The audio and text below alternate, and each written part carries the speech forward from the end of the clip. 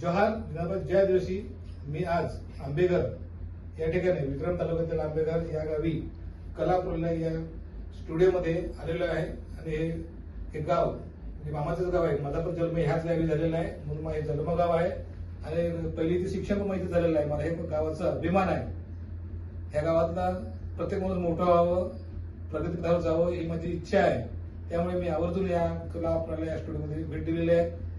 तरी पण या कला आपल्या ज्या असतील, ज्या विविध प्रकारच्या कला असतील आपल्या आदिवासी मुलांमध्ये, त्या कलांना वाव मिळण्यासाठी आणि विक्रमगड तालुक्यातील किंवा पालघर जिल्ह्यातील लोकांनी किंवा मुलांनी आपल्या कलागुणांचं सादर करावं आणि ह्या जी कला जी आहे ही कला कुठेतरी रेकॉर्डिंग व्हावी किंवा ती प्रलब्ध होऊन ती आपल्या समाजापुढे कायम टिकवण्यासाठी हे आणि जे मयूर तुंबडा, गौरव तुंबडा यांनी जे केलेले प्रयत्न आहे।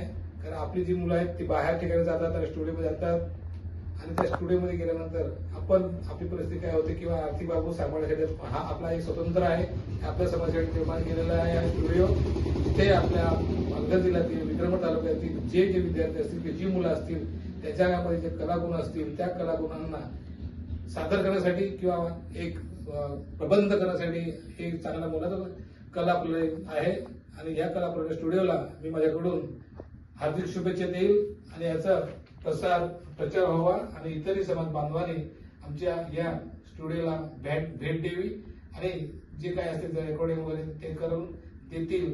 समाजाला ह्याचाही खूप फायदा आहे की जी तंत्रज्ञान किंवा टेक्नॉलॉजी असते ही प्रत्येकाला जमत नाही।